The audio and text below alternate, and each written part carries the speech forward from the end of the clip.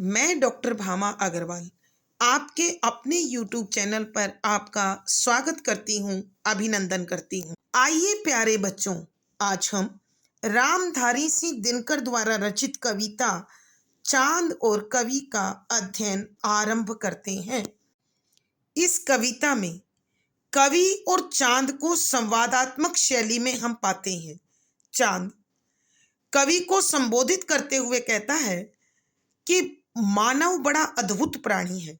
वह अपनी कल्पनाओं के कारण नित नई उलझनों में फंसता रहता है और अपने लिए नए संकटों को जन्म देता है। तब कवि उसके इस व्यंग का जवाब देते हुए कहते हैं कि यह कल्पना ही है, जिस कल्पना ने उसे ऊंचाइयों की शीर्ष तक पहुंचाया है। इसी विषय पर बातचीत करते हुए आइए हम इस कविता का अध्ययन करते हैं।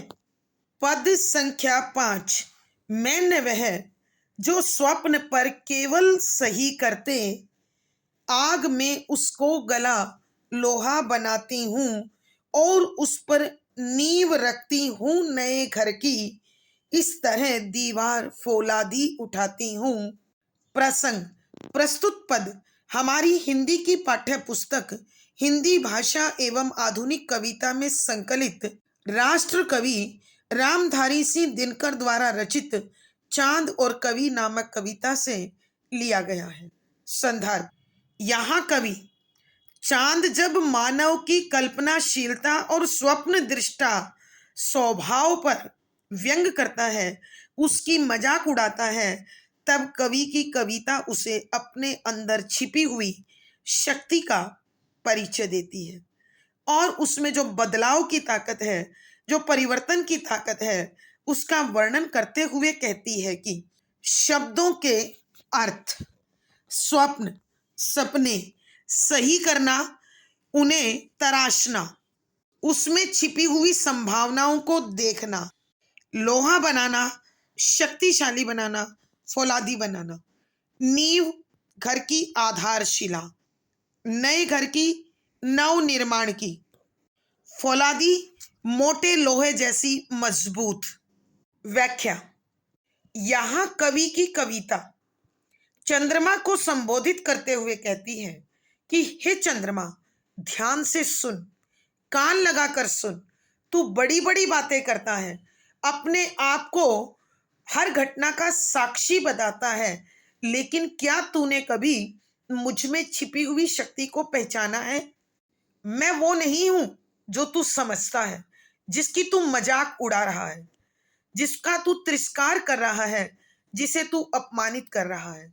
मैं तो वो हूं जो कल्पनाओं में नए सपनों को बुनती हूं और उन सपनों में छिपे हुए भावों को पहचानती हूं, उसको सत्य और यथार्थ से, हकीकत से परिचित कराती हूं, उसमें वो अद्भुत शक्ति भरती हूं कि वो किसी भी परिस्थिति के साथ जूझने को तैयार हो। मैं इन सपनों में भावों की, अनुभवों की, अनुभूतियों की वो शक्ति सींच देती हूँ, उन्हें उसकी अग्नि में गलाकर तपाती हूँ और ऐसे फौलाद में निर्मित कर देती हूँ जिस पर किसी भी नए घर की नींव रखी जा सकती है। अर्थात किसी भी प्रकार का नव निर्माण और परिवर्तन मुझ कविता की सबसे बड़ी विशेषता है। वह जो स्वप्न पर केवल सही करते, कि तू मुझे केवल अपने सपनों को सही करते हुए मत समझ, अर्थात सपनों से खेलता हुआ न मान। मेरी कल्पना को केवल कोरी कल्पना समझने की भूल मत कर। मैं मिथ्या भ्रम में पली हुई शक्ति नहीं, अनुभूति और अनुभवों की अग्नि में उसे तापती हूँ और उसे फौलादी रंग में ढाल देती हूँ, रूप में बदल देती हूँ और उस पर नींव रखती हूँ नए घर की, और फिर मैं उसमें नए घर की नींव रखने की ताकत भर देती हूँ, अर्थात किसी भी प्रकार के परिवर्तन में वो नया रंग रूप भर सकती है। इस तरह दीवार फौलादी उठाती हूँ कि लोगों के हृदय में, कि पूरे युग के हृदय में पूरे ब्रह्मांड के हृदय में ऐसी शक्तिशाली दीवारों का निर्माण कर देती हूँ जो किसी के भी उपहास से, तिरस्कार से, अपमान से, अन्याय से, अत्याचार से लड़ने की, जूझने की, संघर्ष करने की शक्ति अपने अंदर समाये होती है, छिपाए होती है, बसाए होती है। भावार्थ, कवि के कहने का भाव यह है कि कविता कोरी कल्पना नहीं होती, मिथ्या भ्रम नहीं होता, मिथ्या आचरण नहीं होता। वह सृजन और संहार दोनों की शक्ति अपने अंदर समाये रखती है। विशेष, यहाँ कवि ने कविता में छिपी शक्ति का परिचय दिया है। सरल, सहज, प्रवाहमयी खड़ी बोली है, व्यंजना शब्द शक्ति है, शांत रस प्रसाद गुण है। यहाँ कवि की कविता बातचीत कर रही है मानवीकरण, अनुप्रास आदि अलंकारों का सुंदर सटीक प्रयोग हुआ है, संवादात्मक शैली का निर्वाह हुआ है। पद संख्या 6। मनु नहीं, मनु पुत्र है यह सामने, जिसकी कल्पना की जीभ में भी धार होती है। बाण ही होते विचारों के नहीं केवल, स्वप्न के भी हाथ में तलवार होती है। प्रसंग, प्रस्तुत पद हमारी हिंदी की पाठ्य पुस्तक हिंदी भाषा एवं आधुनिक कविता में संकलित राष्ट्र कवि रामधारी सिंह दिनकर द्वारा रचित चांद और कवि नामक कविता से लिया गया है। संदर्भ, यहाँ जब चांद मानव की कल्पनाशीलता और उसके स्वप्न देखने के स्वभाव का तिरस्कार करते हुए, अपमान करते हुए उसकी मजाक उड़ाता है, तब कवि की कविता उसके इस मजाक का उत्तर देते हुए कहती है कि शब्दों के अर्थ। मनु, आदि मानव, महाराज मनु कि प्रलय के बाद जिनके प्रयासों से नई सृष्टि का जन्म हुआ। मनु पुत्र, उसी मनु की संतान। धार, तीखापन, पैनापन। व्याख्या, कवि को जब चंद्रमा उसकी कल्पनाशीलता के लिए अपमानित करता है और स्वयं को श्रेष्ठ बताता है, तो उसके इस अहंकार को, इस अभिमान को चुनौती देते हुए कवि की कविता कहती है, हे चंद्रमा, मनु नहीं, मनु पुत्र है यह सामने, जिसकी कल्पना की जीभ में भी धार होती है। कि हे चांद, ये तेरे सामने वो मनु नहीं है जिसको तूने मरते और जन्म लेते हुए देखा है। यह मनु पुत्र है, यह उसी मनु की संतान है। मनु से मनु पुत्र तक पहुंचते पहुंचते इसने अनेक बदलाव देखे हैं और उन बदलावों का अनुभव भी प्राप्त किया है। अनेक अनुभूतियां भी इसके हृदय में समाई हुई है। तू जिसकी कल्पना को थोथी कल्पना, कोरी कल्पना कह रहा है, वो केवल कल्पना नहीं है, वो भावनाओं की अग्नि में सींची हुई, संघर्ष की भट्ठी में जली हुई, सृजन और संहार की ताकत को समेटे हुए इसके स्वप्न में, इसकी कल्पना में और कल्पना की जीभ में बड़ा तीखापन है, बड़ा पैनापन है। यह कुछ भी बदलने की ताकत रखता है, किसी भी प्रकार के अंधकार को काटने की, अज्ञानता को मिटाने की क्षमता रखता है। कवि की कविता मनुष्य के हृदय में गहराई तक जाती है और उसके हृदय में छिपी उसकी कमजोरियों को, उसकी कुंठाओं को, उसकी शक्तियों को तराशती है और उसे नए रंग में उभार कर बाहर लाती है और प्रेरणा स्रोत बनकर उसे आगे बढ़ने का संकेत देती है। बाण ही होते विचारों के नहीं केवल, स्वप्न के भी हाथ में तलवार होती है। कि तू इसके विचारों को केवल बाण मत समझ, जो लक्ष्य भेदन की ताकत रखते हैं, जो अपने उद्देश्य को पूर्ण करना जानते हैं, बल्कि इस मनु पुत्र की सपनों के हाथ में ऐसी तलवार है जो किसी भी प्रकार की कमजोरी को काटकर, मिटाकर उसमें नव निर्माण का रंग भर सकती है। अर्थात कवि के कहने का अर्थ यह है कि कविता में बड़ी शक्ति होती है, बड़ी ताकत होती है। वह मनुष्य के हृदय के धरातल पर जाकर टकराती है और उसमें ऐसी अद्भुत शक्ति भर देती है कि वह निर्जीव पराये होकर बैठा हुआ भी, मृत समान बैठा होकर भी वह दिव्य शक्तियों से युक्त, देवीय शक्तियों से युक्त बनकर किसी भी प्रकार की चुनौती का सामना करने की ताकत, शक्ति प्राप्त कर लेता है। भावार्थ, कवि के कहने का भाव यह है कि कविता में अनंत शक्ति होती है और वह किसी भी प्रकार का परिवर्तन और बदलाव करने की शक्ति रखती है। वह प्रेरणा स्रोत बनकर कमजोर से कमजोर व्यक्ति को भी शक्तिशाली बना देती है। विशेष यहाँ मनु और मनुपुत्र कहकर दोनों के बीच अनुभव के अंतर को स्पष्ट किया है और कवि की कल्पना को, उसके सपने देखने को और भावनाओं से खेलने को कवि के अमोघ अस्त्र बताया है। सरल, सहज, परवाहमयी खड़ी बोली है, व्यंजना शब्द शक्ति है, शांत रस प्रसाद गुण है। इस पद में अनुप्रास, रूपक, मानवीकरण, पदमैत्री आदि अलंकारों का सुंदर सटीक प्रयोग हुआ है। संवादात्मक शैली का निर्वाह हुआ है। पद संख्या 7। स्वर्ग के सम्राट को जाकर खबर कर दे, रोज ही आकाश चढ़ते जा रहे हैं ये, रोकिए जैसे बने इस स्वप्न वालों को, स्वर्ग की ही ओर बढ़ते आ रहे हैं ये। प्रसंग।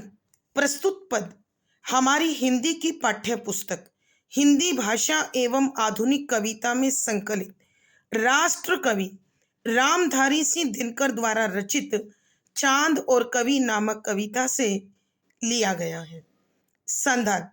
यहाँ जब चांद मनुष्य की कल्पनाशीलता और उसके स्वप्न देखने के स्वभाव पर व्यंग करता है, उसका अपमान करता है, उसका तिरस्कार करता है, उसका उपहास उड़ाता है, तो कवि शांत भाव से इसे सुनता रहता है।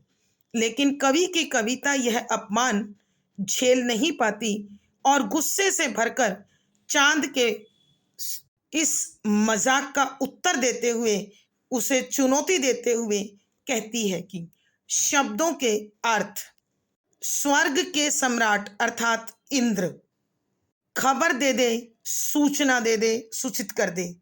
रोज, हर रोज, प्रतिदिन आकाश की ओर बढ़ना अर्थात अंतरिक्ष की संभावनाओं को खोजना। ये पृथ्वी पर रहने वाले, कल्पनाओं में खोए रहने वाले, स्वप्न देखने वाले प्राणी मनुष्य। स्वप्न, सपने। व्याख्या।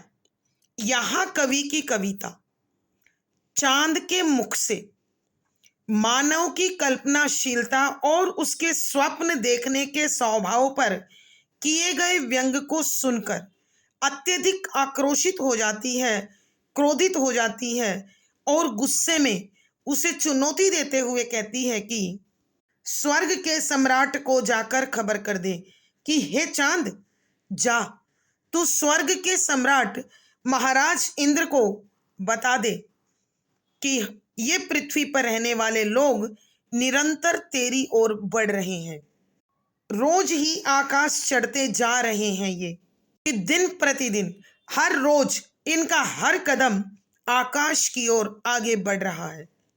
ये पृथ्वी पर रहने वाले लोग, ये कल्पनाओं में खोए रहने वाले लोग, ये स्वप्न देखने वाले लोग एक ऐसा सपना देख चुके हैं जिसमें स्वर्ग को अपने काबू में करना है, अंतरिक्ष पर अपना साम्राज्य स्थापित करना है और नक्षत्र लोक में अपने लिए छिपी हुई संभावनाओं को खोजना है।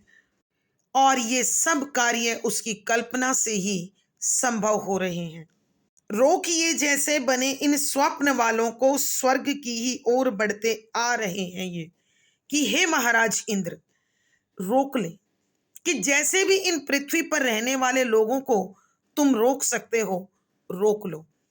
इनकी कल्पनाएं, इनके ये सपने ही इतने शक्तिशाली हैं कि जो इन्हें कुछ भी कर गुजरने की शक्ति दे रहे हैं, आगे बढ़ने की ताकत दे रहे हैं। ये अपनी इसी कल्पनाशीलता के आधार पर, अपने इसी कार्य के आधार पर एक दिन स्वर्ग पर भी अपना साम्राज्य, अपना आधिपत्य, अपना अधिकार जमा लेंगे। अर्थात यहां कवि कहना चाहता है, कवि की कविता उसकी कल्पना का ही एक रंग होता है, रूप होता है, और उस कल्पना रूपी कविता में छिपा हुआ सपना उसकी वास्तविक शक्ति होती है, उसकी ताकत होती है, जो संपूर्ण मानव समाज के हृदय को खंगालती हुई, उसमें उथल पुथल मचाती हुई, उसमें हलचल कराती हुई, कुछ भी करने की, आगे बढ़ने की प्रेरणा देती है और मनुष्य को सर्वशक्तिमान, सर्वसमर्थ बना देती है। भावार्थ, यहाँ कवि ने कविता में छिपी हुई अनंत अपार शक्ति की ओर संकेत किया है कि मनुष्य अपनी कल्पना से कविता को रचता है और कविता को गाकर, सुनकर, पढ़कर अद्भुत शक्ति का अनुभव करता है। विशेष यहाँ कवि ने संभवतः चांद विजय और मंगल ग्रह पर विजय की ओर संकेत किया है। निरंतर अंतरिक्ष यात्री अंतरिक्ष में संभावनाओं को खोज रहे हैं और यह केवल कल्पना और सपने के बल पर हुआ है। प्यारे बच्चों, ध्यान रखना, हृदय में अपार क्षमता होती है, हृदय में छिपे हुए ही भाव हैं जो मनुष्य को प्रेरणा देकर कुछ भी करने के लिए मजबूर कर देते हैं, उसमें कुछ भी करने की ताकत भर देते हैं। यह माता पिता का हृदय ही है जो उसे संतान के लिए सर्वस्व समर्पण के लिए तैयार करता है। यह एक गुरु का हृदय ही है जो अपने शिष्य के लिए विकास के लिए अथाह मेहनत करता है। यह एक मानव के हृदय की ताकत ही है। हर समस्या से, हर आपदा से वह जूझ लेता है और फिर अपने जीवन के लिए नई संभावनाओं को खोजकर कर्मठ बन जाता है। लेकिन वर्तमान काल में सबसे बड़ा दुर्भाग्य यही है कि मनुष्य हृदय के भावों को नकार कर बुद्धि की शरण में जाता है। ध्यान रखना, बुद्धि मनुष्य को संकीर्ण बनाती है, स्वार्थी बनाती है, उसे खंड खंड कर देती है और हृदय उसे विशालता देता है, व्यापकता देता है, त्याग देता है और सार्थकता देता है। यहाँ सरल सहज प्रवाहमयी खड़ी बोली का प्रयोग है। व्यंजना शब्द शक्ति है, वीर रस ओज गुण है। अलंकार, यहाँ अनुप्रास, संबोधन आदि अलंकारों का सुंदर सटीक प्रयोग हुआ है।